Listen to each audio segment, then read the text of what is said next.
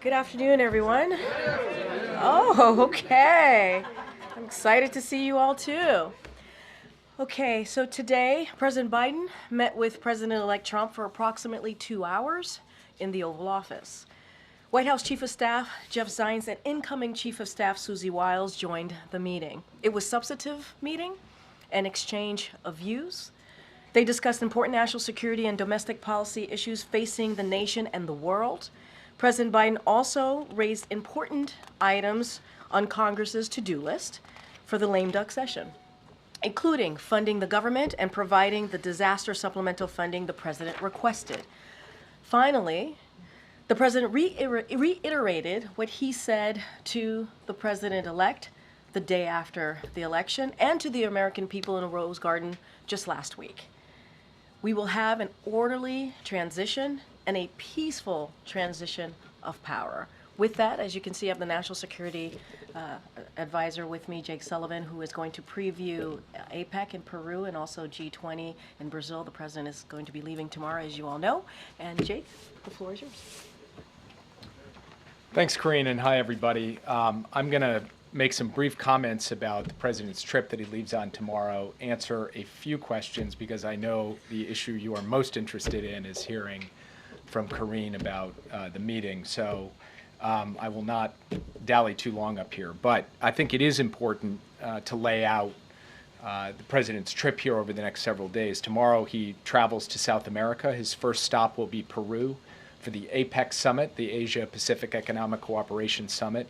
And then he'll go on to Brazil for the first ever presidential trip to the Amazon, and then to the G20 summit in Rio de Janeiro. At APEC, the president will reinforce America's leading role in the Indo-Pacific. And over the last 4 years, he has markedly enhanced our strategic position in this vital region, from our treaty alliances to AUKUS to the Quad to the historic trilateral with Japan and Korea. And with respect to that trilateral, he will meet with President Yoon of South Korea and Prime Minister Ishiba of Japan to celebrate the historic cooperation between our three nations and discuss the importance of institutionalizing the progress we've made so that it carries forward through the transition. While in Lima, President Biden will also meet with President Xi Jinping of the People's Republic of China. This will be the third in-person meeting between the two leaders since President Biden came into office, and their final meeting as presidents. They previously met, as you know, in Bali in 2022 at the G20 summit, and at Woodside, California, near San Francisco in 2023 on the margins of the APEC summit, which was exactly 1 year and 1 day ago. And throughout his time in office, President Biden and his team have worked to effectively and responsibly manage the competition between the United States and the PRC. The president's approach on the PRC has prioritized investments in sources of American strength at home, including growing the middle class and ensuring that America maintains its industrial capacity and its innovation edge in fields such as semiconductors and artificial intelligence. He has strengthened our alliances around the world, and especially in the Indo-Pacific. He has boosted American deterrence, and he's ensured that America remains the partner of choice for countries both in the region and across the world. The president has also taken common sense measures to advance our national security and protect our most sensitive technologies to prevent them from being exploited or used against us by the PRC, including through significant new export control measures. At the same time, the president has demonstrated that the U.S. and the PRC can manage our differences and prevent competition from veering into conflict or confrontation. And he's done that by ensuring the maintenance of open lines of communication at the leader level, at the military-to-military level, and at every level of our respective governments. And we've also worked to advance cooperation where our interests align, including on counter-narcotics and climate change, which is what the people of our two countries expect and what the world expects. And this meeting between President Biden and President Xi will be an opportunity to ensure a smooth transition and also to continue to keep those channels of communication open, including those especially critical military-to-military channels of communication. Of course, in Lima, President Biden will also meet President Boluarte of Peru to mark the strength and durability of our bilateral relationship with Peru. After that, the president will travel to Brazil, and he'll start with a historic stop in the Amazon to underscore his personal commitment and America's continuing commitment at all levels of government and across our private sector and civil society to combat climate change at home and abroad. And this has been obviously one of the defining causes of President Biden's presidency. While in Manaus, in the Amazon, President Biden will visit the rainforest, engage with local leaders who are working to preserve and protect this critical ecosystem. And as I noted, this will be the first ever visit of a sitting U.S. president to the Amazon. President Biden will then travel to Rio de Janeiro to participate in his fourth and final G20 Leaders Summit.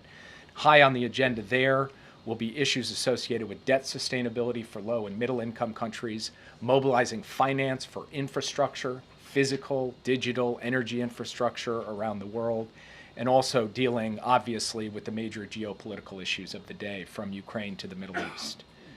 As you all know, the G20 is a unique forum. It includes both our closest allies and partners, as well as our adversaries. And pulling this group together around shared challenges is never easy, but we do expect to make some progress, particularly around debt and finance during our time in Rio. The President, of course, will also meet with President Lula of Brazil. The two leaders have really built a strong, productive relationship over the last 4 years, and they're looking forward to have their final meeting together as presidents as well. So we've got a busy week ahead of us, and with that, as I said, I'll take a few questions and then turn it back over to Karine. Yeah. Thanks again for doing this, Jay. In the run-up to the election, President Biden warned that allies were worried about America's commitment to the world. What's his message to those allies after this election? Well, he's going to have the same message that he's had for 4 years as president, which is that he believes that America's allies are vital to America's national security. They make us stronger. They multiply our capability. They take a burden off of our shoulders. They contribute to our common causes, including the cause of standing up for freedom and territorial integrity in Ukraine. And as I noted in my opening comments, when he goes to this Asia-Pacific summit in Peru, he'll go with our alliances in the Indo-Pacific at a literal all-time high. Japan, Korea, Australia, the Philippines, a really remarkable record over 4 years, and that's what he's going to hand off to President Trump. And he is going to be making the case to our allies and, frankly, to our adversaries that America's standing with its alliances, investing in its alliances, and then asking its allies to step up and do their part, which they have done these past 4 years, is central to American strength and capacity in the world. That will be his message. It's a message of principle. It's a message of practicality. And it's been one of the causes of President Biden's life. Yeah. Karine said national security obviously came up in the meeting today. You've suggested that the president would make the case to the president-elect not to walk away from Ukraine. Was that message conveyed? How was it received? Well, I'll let Karine speak to what happened in the meeting. I will only note that President Biden reinforced his view that the United States standing with Ukraine on an ongoing basis is in our national security interest. And it's in our national security interest because a strong Europe, a stable Europe, standing up to aggressors and dictators and pushing back against their aggression is vital to ensuring that we don't end up getting dragged directly into a war, which has happened obviously twice in the 20th century on the European continent. So the president has made this case. He'll continue to make this case both privately and publicly. And he will make the case that our investment in Ukraine, the funds that the Congress has appropriated, these aren't just dollars that we're picking up and shipping over to another country. They're dollars we're investing here in the United States in American jobs, producing American weapons that we send to Ukraine, and American weapons that we are building to expand our own industrial base and our own military capacity to deter other adversaries all around the world. So he laid this out. He will continue to make this case as we go forward. And as we go through this transition, it will be our responsibility as the national security team to lay out for the incoming team both what we see and, in terms of the current situation, and how we believe that the United States of America, through this transition and beyond, can put Ukraine in the strongest possible position on the battlefield so that it's in the strongest possible position at the negotiating table for an ultimate deal. Yeah. The families of the American hostages who are held in Gaza are going to meet with President Biden today. We've heard from the families that they would like to see the Biden administration and the incoming Trump administration work together to try to secure the release of these hostages. Do you see any room for cooperation or coordination between your team, the president's team, and Trump's team to try to get a deal before Biden leaves office? I met with the hostages myself yesterday, and as you noted, President Biden will meet with the families of the hostages yesterday, and President Biden will meet with them very shortly.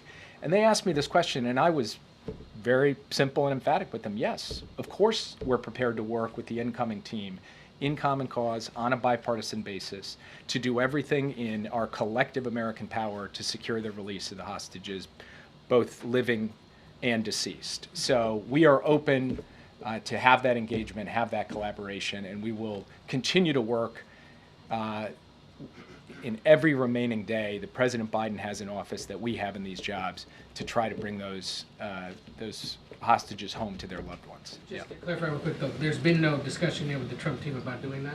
Well, I will say that this is a topic, obviously, the American hostages being held in Gaza that President Biden and President Trump covered today, but we have not had the opportunity to engage with the incoming team yet. I'm only expressing, standing here today, as I did to the hostage families yesterday, we are very much willing to do so, and we've sent a signal to the incoming team that we're prepared to work with them on this issue, as with every other issue, because President Biden's cardinal direction to us is ensure a smooth and orderly transition. On that, are you finding the Israelis as responsive to Biden administration inquiries or requests, given that we know the Prime Minister is in pretty frequent touch with the President-elect?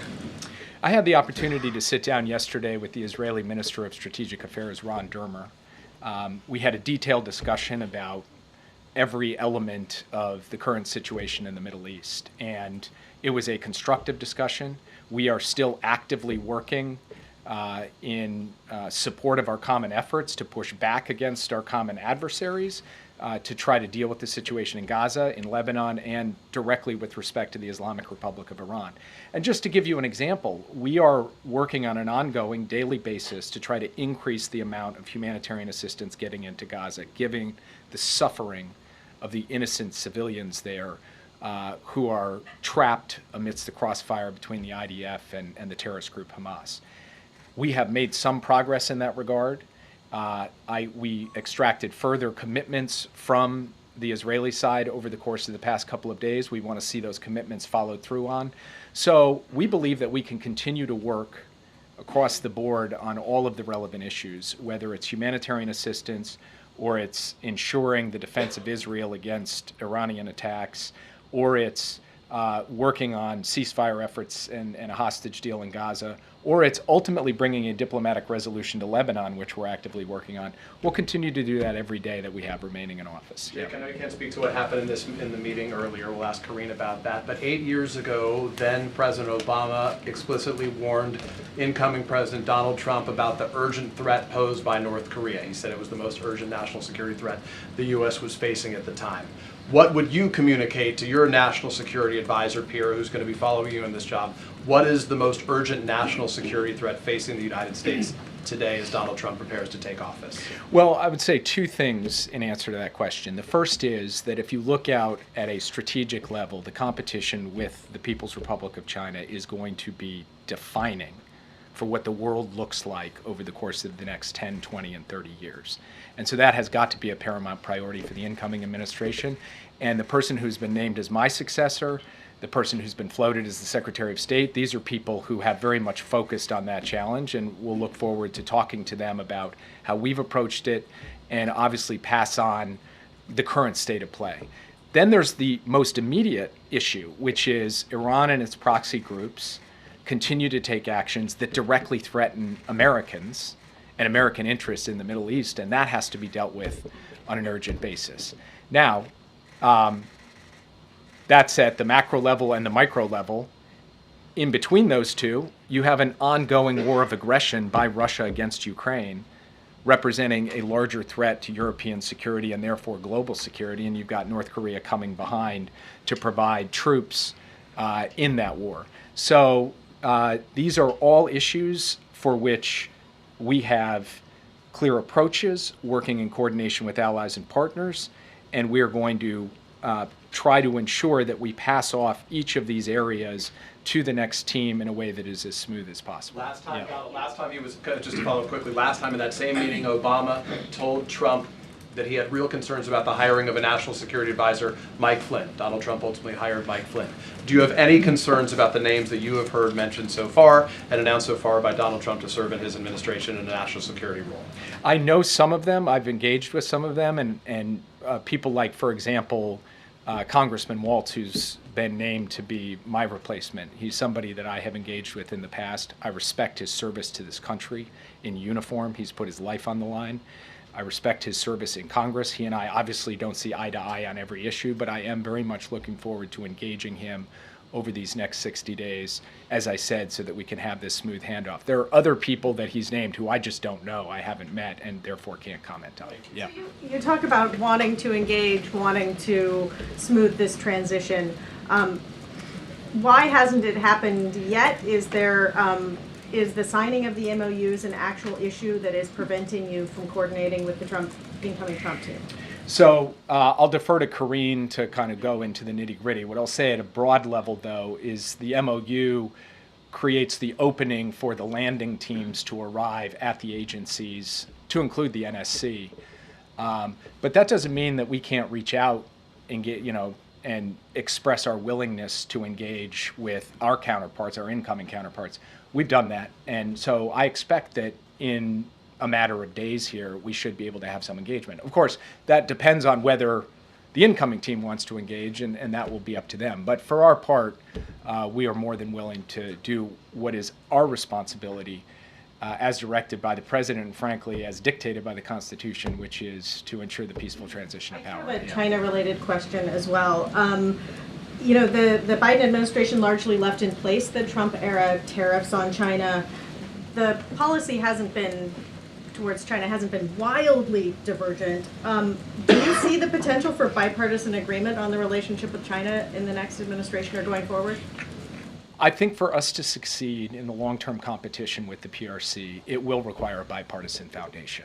The best traditions of American foreign policy have always had a bipartisan element, and many aspects of the policy that we have pursued in this administration with respect to the PRC and with respect to the Indo-Pacific have been bipartisan. By the way, the same thing is true with respect to Ukraine, where there has been strong bipartisan support and votes in both the House and the Senate for the resources and the strategy for Ukraine. So from our perspective, we would like to see that continue. Now, obviously, we don't know what the incoming team is going to do, how divergent they will be. Those will be decisions they take, not for me to comment on. All I can say is that when it comes to investing in our alliances, the sources of strength at home, the protections of our advanced technologies, these are things we're going to advocate continue because we think that they are not political issues, they're American issues that can serve all of the people of this country. Yeah. Will the president raise this alleged hack by a Chinese hacking group when he meets with President Xi? And are you planning any kind of consequences for that hack? It is a significant issue.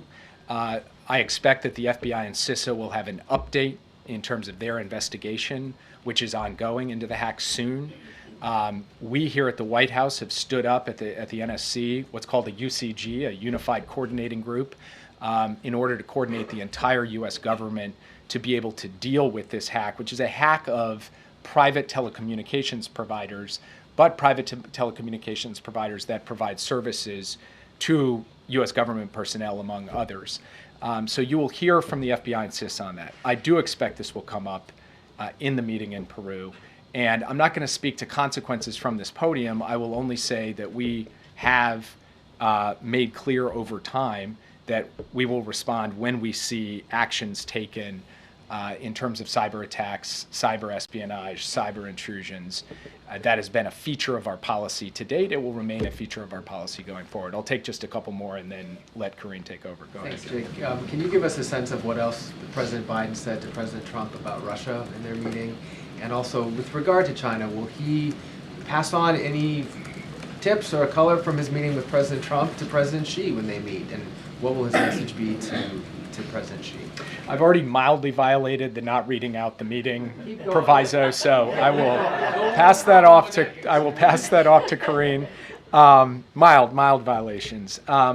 But with respect to his meeting with President Xi, I don't expect him to pass messages. Obviously, President Trump, when he comes into office, will have his opportunity to engage directly with President Xi. But I will observe that transitions are uniquely consequential moments in geopolitics. They're a time when competitors and adversaries can see possibly opportunity because you have this change in government here. And so part of what President Biden will communicate is that we need to maintain stability, clarity, predictability through this transition between the United States and China. And he will also really reinforce the point that in order for us to manage this competition responsibly going forward, we have to sustain over the long term the channels of communication at every level, particularly the military to military level. And then, of course, he will look to try to consolidate progress on areas where we can work together, for example, on counter-narcotics and fentanyl coordination, and on trying to manage the safety risks associated with artificial intelligence. So it's an important meeting. It will not be just a valedictory, although there will be an element of reflecting over the course of their long relationship.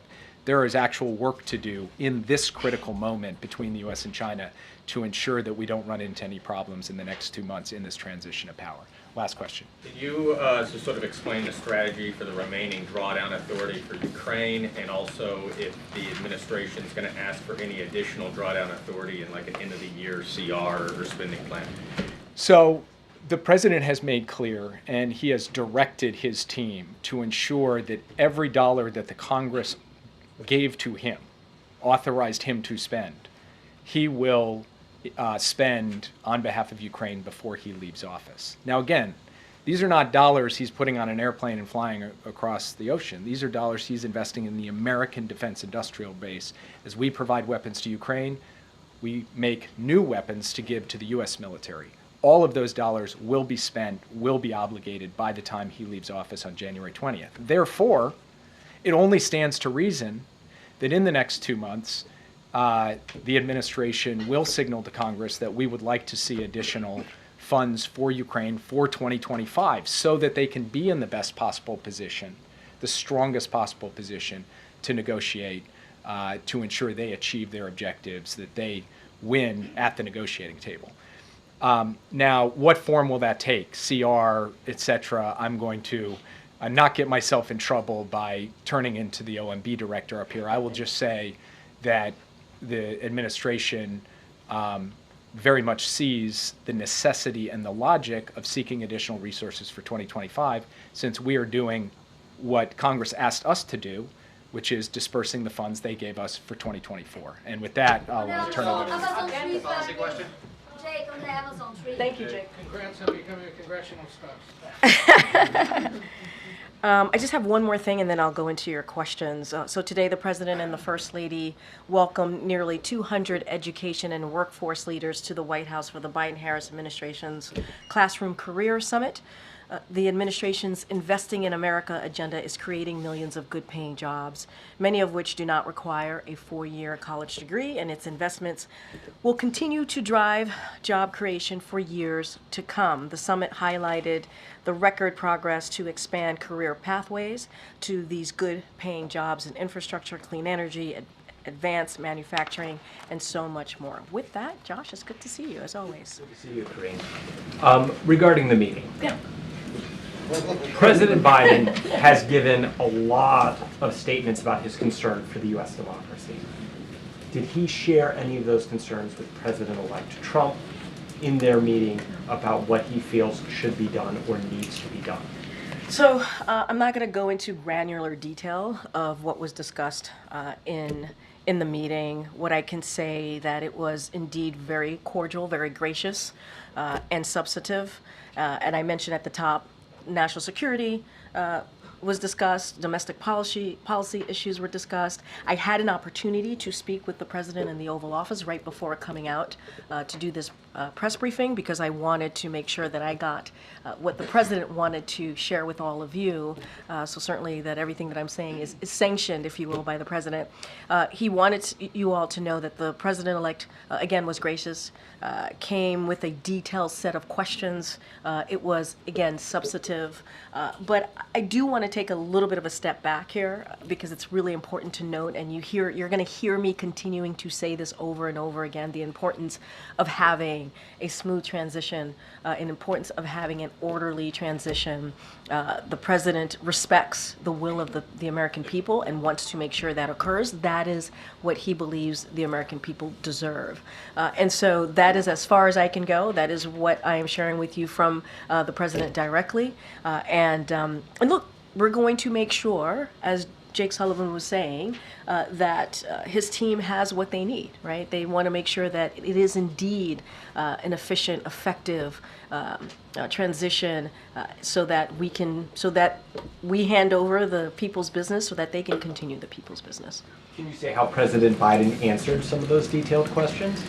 I will say that the president certainly looked forward to the meeting, appreciated the conversation, and answered any questions that the president-elect had, offered up his thoughts, but I'm not going to go any further than that. Okay, Mary. You said gracious, cordial, substantive. The president obviously hit on a wide range of issues, but did he get a sense that the issues that he was impressing upon, that any advice he was giving was being well received? I think so. I think that's why the president was wanting me to let you all know that there was a very good back and forth, and it was substantive, as I mentioned before, and I want to be mindful. It was a private conversation, so I don't want to go into specifics or details, but look, they met for more than 2 hours. They met for a very long time. Or nearly 2 hours, pardon me. And I think by the length of the meeting tells you that they had an in-depth conversation on an array of issues. And so, look, the president reached out to the president-elect wanting to make sure that he gave an opportunity to the president-elect, afforded him that opportunity to have a meeting with him to talk about the different issues that matter to the American people. But nearly 2 hours says a lot about how the meeting went. Any plans to keep a line of communication open? The president is always going to, obviously, keep that line of communication open to the president-elect. We got to remember, this is not about the two presidents. This is not about President Biden or President-elect Trump. This is about the American people and what's right for the American people. And if anything, the president has led by example, right, over the last week now on making sure that we have this cordial transition of power. On just one other topic. President-elect Trump's nominee for defense secretary has questioned whether or not women should serve in combat roles in the military. Wondering what the administration makes of that. Is there any concern about women's ability to serve in certain roles going forward? I think we've made ourselves really clear. I'm not going to speak to this pick. That's not the president's going. The president-elect is going to lay out his certainly his personnel and who he wants to fill these cabinet position, who he wants to be in the White House with him, and we will give them the space to do that. But I think we've been very clear about how we see the importance of gender equality, the importance of women in the workforce. I think we have been an administration that has led on that issue, and certainly we do not agree with those views, but that is for obviously the president-elect to speak to his picks, and I'm going to let them do that. Okay, John. You said the president-elect came with a detailed list of questions. That's surprising to me. What was on his list? I'm not going to go into details of what was on the list. I shared that, and the president wanted you all to know that because we want to be very clear. It was actually a substantive meeting, nearly 2 hours. There was a lot discussed. There was a lot of back and forth. And I'm not going to go into specifics. I think if the president-elect wants to share his set of questions to President Biden, he certainly can and will if he chooses. But wanted to give you as much information as I could without going into too much specifics on a private conversation. Was the list typed out on a piece of paper? I don't have. I appreciate the effort there, Jeff. I don't have anything beyond that. Did the issue of the fact that President Trump did not acknowledge President Biden as the winner in the 2020 election come up today? What we want to do is move forward. We do. Really? No, seriously. What we want to do is move forward. We respect the will of the people. There was an election, as you know, last week, and the American people spoke. And so the president is going to make sure that he puts the American people first. He's going to make sure that we move forward in this process, in this transition process, in a way that is respectful to the American people and to lead by example. And so that's our focus. That's what we want to do. I think the president has shown that in the past week of that leadership. And so that's what you're going to hear. That's what we're going to continue to do in the 68 days that we have left in this I administration. understand that. I Yep. guess that just seems like a piece of unfinished business between them. Did it come up at all? Look, that is something certainly that I would leave for the president-elect to speak to. What I can speak to is this president wanting to focus on the American people, wanting to focus on issues that matter, domestic policy issues, national security issues that are critical and important in how we move forward as a country. That's what the president wanted to focus on. Again, it was gracious, it was substantive, and I think that's what's important. And what we are showing the American people is how you do this. How do you have a peaceful transition of power, how it looks, and leading by example. And that is quintessential Joe Biden, I believe. Go ahead. Yeah, thanks, Karine. I'm just trying to understand, I mean, besides demonstrating Yep. a peaceful transfer of power, what was the big message that President Biden was trying to convey to incoming President Trump? I think just that, and the American people. You know, you all had, those who were able to be in the room, got to see the two presidents sitting side by side, shaking hands. You heard what the president-elect talked about politics being tough, and understanding what that looks like. We get that as well, you know. And I'll go back to what we said last week. Did the elections turn out the way we wanted? Absolutely not. Are we disappointed? Yes, we're disappointed. But again, there was an election, the American people decided, and what the president wants to focus on is what it looks like. What it looks like to move forward, to put the country first, to put the American people first, and move forward in a respectful way. And I think that was also the message that you saw from this president today. And then does the White House have any reaction to this Department of Government Efficiency that Trump announced yesterday? He's brought on Elon Musk and Vivek Ramaswamy to lead. Says the group is being tasked to find ways to cut government spending, waste regulations. Does the White House have any concerns about this effort, or do you think maybe it's a good idea to look at these things? No comment. I'm not going to comment. Okay. You talked about ensuring that the next administration has all the resources they need for this transition, but one thing that needs to happen in order for the Trump transition to have access to agencies and such are these signings of the memorandums of understanding with both the GSA and the White House, including an ethics plan. Did that come up in any way in the conversation today, even if it was just between Jeff Zients and Susie Wells? And I was just going to say that, as you know, Jeff Zients, the Chief of Staff, had an opportunity to speak with the incoming Chief of Staff. I have not spoken to Jeff on if that issue came up, but Jeff has been leading this effort of making sure that we have that smooth transition of power. We are ready. We are ready to go. And I've also mentioned that the co-chairs of the Trump transition have said that they are in public have said that they are going to sign the MOUs. So I'm going to have to leave it to them. We are ready. And Jake, I think, put it really well when he said it doesn't mean that we can't still have conversations. It doesn't mean we can't engage with our counterparts or those who have been picked by the president-elect to come into this administration. Certainly, we are open to that and want that to happen.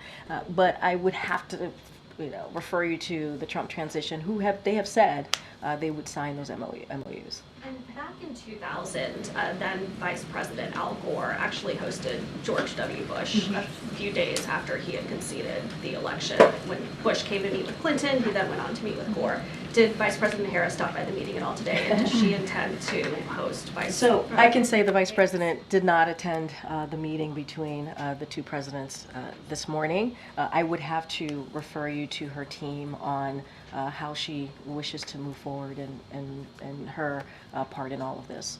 But you also heard from her last week when she talked about the importance as well of having a peaceful transition of power. So leave that to her to answer. Go ahead. Just to work out a few of the details. So it was Yeah. the four of them in that room, the president, Yes. the president-elect, Yes. chief of staff, the chief of staff designate.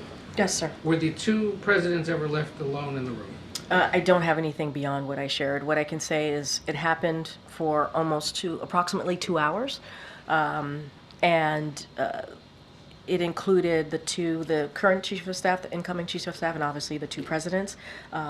I can't speak if the presidents had not the presidents themselves, President-elect and President Biden had an opportunity to speak privately. I can't speak to that. I didn't ask. It started over in the diplomatic room, right? And then they- Right. So, to your point, you are correct. We sent out a pool note about how the President Biden, and also First Lady Dr. Biden greeted President-elect Trump upon his arrival, and just to add a little bit of color there, she gave the President-elect a handwritten letter to congratulate Mrs. Trump, and so also express their readiness to be involved and engaged with her team, Mrs. Trump's team, and so that specific piece, obviously, I would direct to the First Lady's office. But yes, they first met and greeted each other in the diplomatic room. But Jake or nobody else came in, or would have It met was with just them the at all? four. It was just the four of them, as far as who was in the room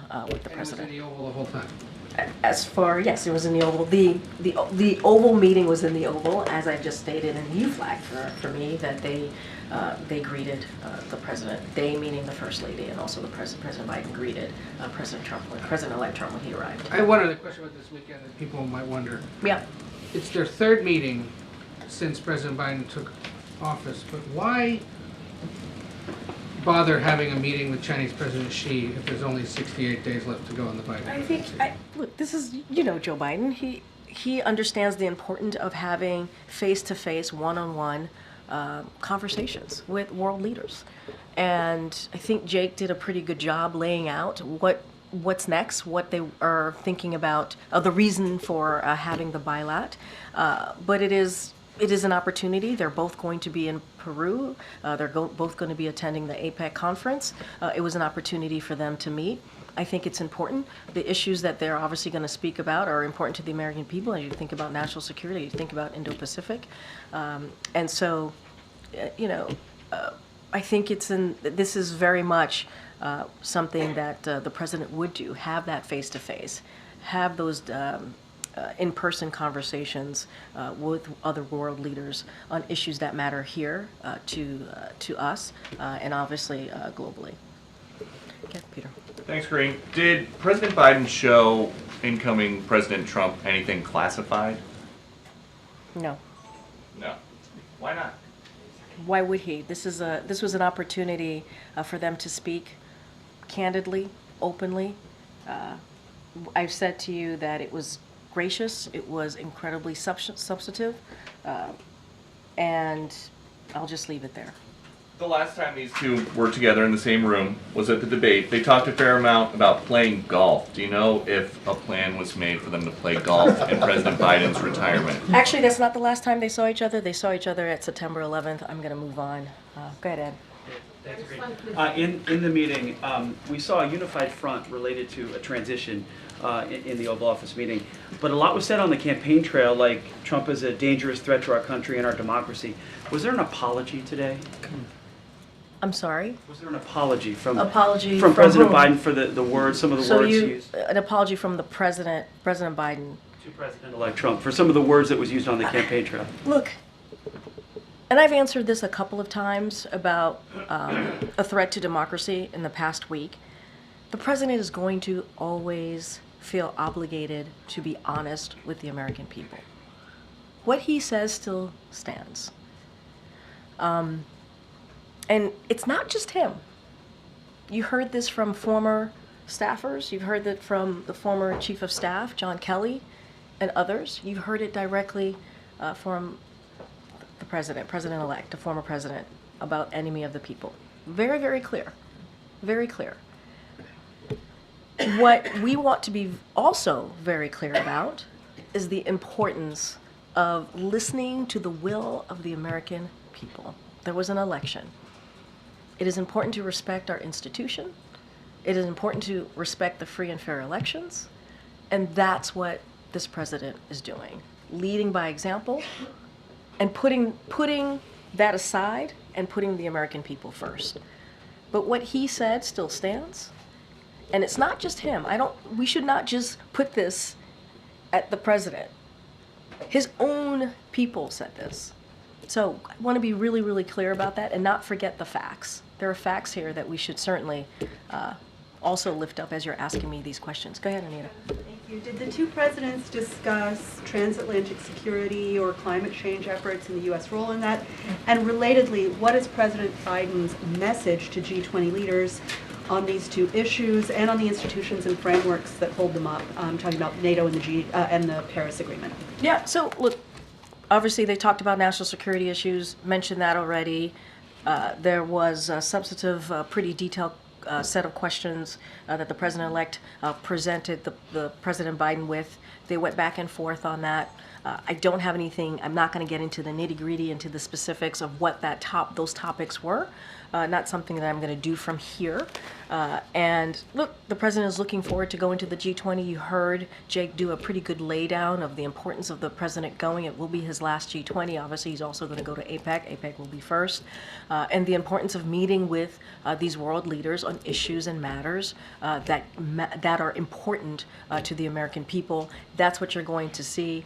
This is going to be a continuation of the progress that we have made in almost 4 years on the world stage, whether it's talking about Ukraine and continue to support Ukraine, talking about Indo-Pacific, talking about the Middle East and how to move forward here. And so all of those issues and topics are certainly going to come up. And the president looks forward to having those conversations. That we know that President-elect Trump does not look favorably upon NATO or upon the Paris climate change agreement. That's something for the president-elect to speak to. I mean, he has. What we have done here in the past 4 years is strengthen NATO. What we have done here is making sure that we strengthen our relationship with allies and partners. What we have done here is put the American people first, put our national security first, and really have conversation with world leaders on shared priorities. And so that's going to continue in the next 68 days. And that's the progress that the president wants to continue to have conversations about, and that's what you're going to see on this next ACONUS trip.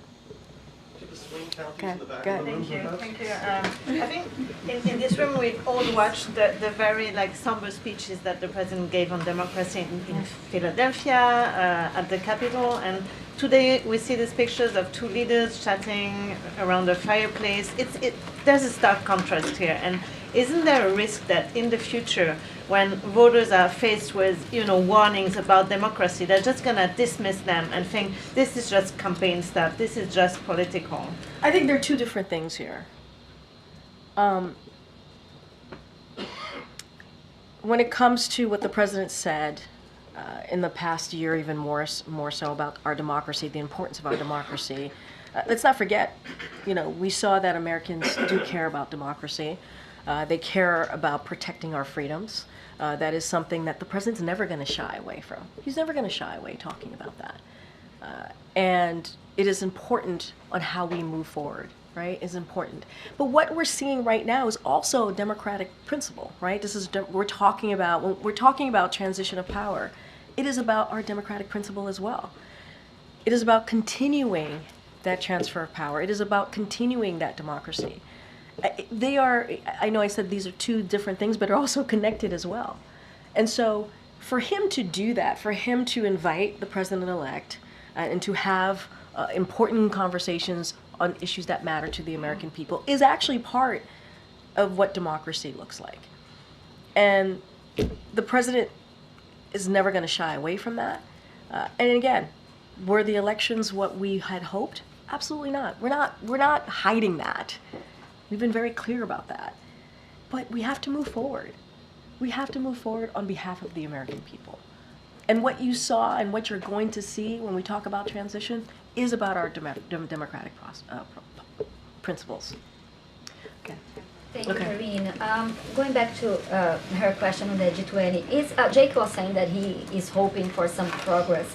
But is progress possible when allies, the G20 allies, are trying to understand and are expecting a change in the administration here? So how does the incoming administration can undermine this progress they are trying to reach there? And also progress with the Brazilian government on climate, democracy, and labor cooperation that are going to expect to discuss there. Yep.